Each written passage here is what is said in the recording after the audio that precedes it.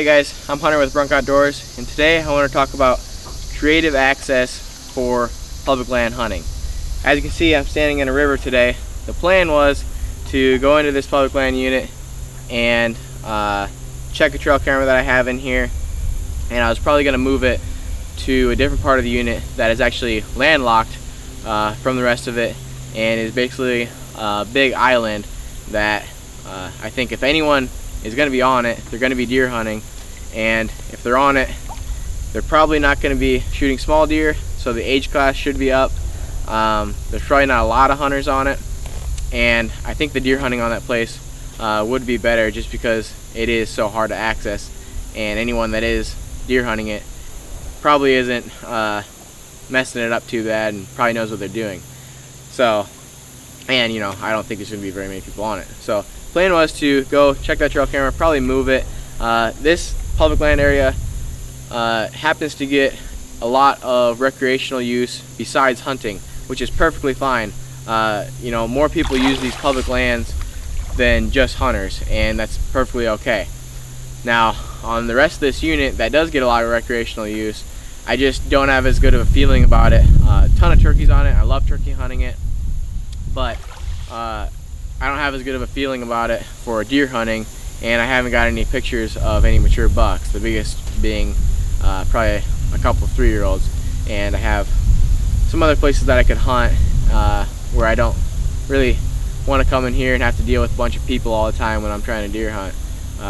You know, people horseback riding and doing other things like that. So anyway, I was going to move that trail camera.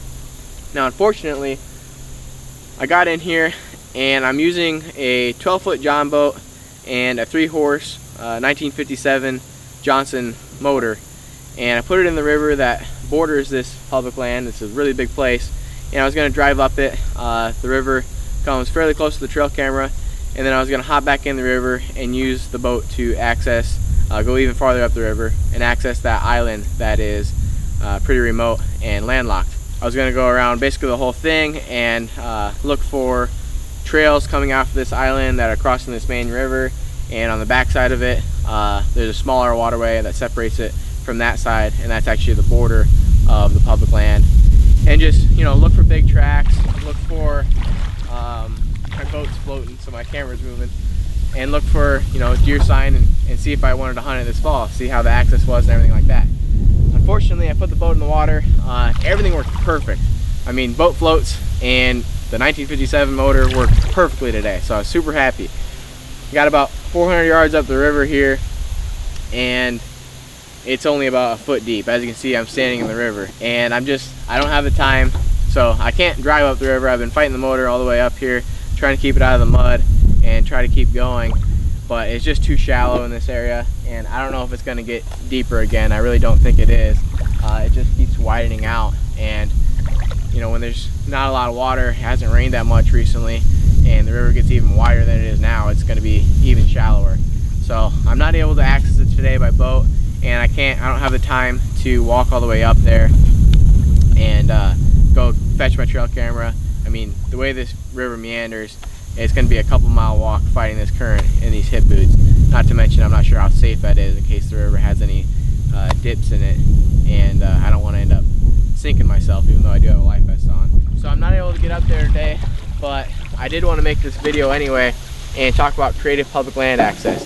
Like I said, I'm using this boat because here in Iowa, a lot of these public land areas just happen to border some waterway.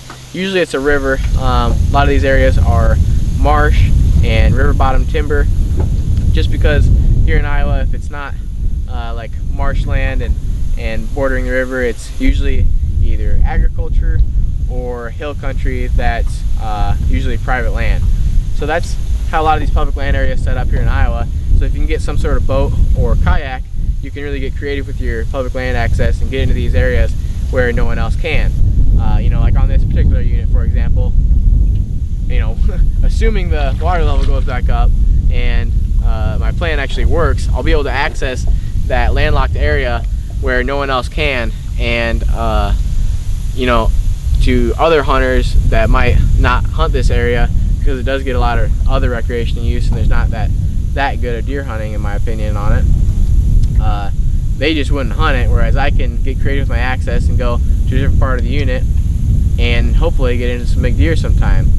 And while your public land setup might be different, I think there's always going to be some sort of way where you can get creative with your access. Maybe it's a smaller creek, like in one of the units, the creek thicket unit has a creek that runs through the whole thing. Maybe it's a smaller creek, not a river. You can't put a boat in it, you can't really put a kayak in it during most of the time, but maybe you can walk up it and, you know, not spread as much ground set and be a little bit more quiet than tramping through the whole unit. You can cover a little bit more ground and get farther back up in there.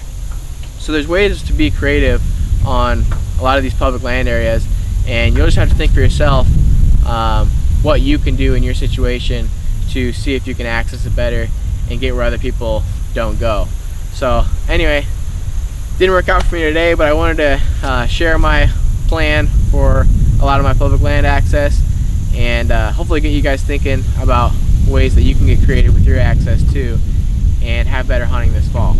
So anyway, if you learned something, if you liked the video, if it got you thinking about being creative with your access, make sure you hit the thumbs up button and subscribe if you haven't already, and I'll see you in the next one. Thanks.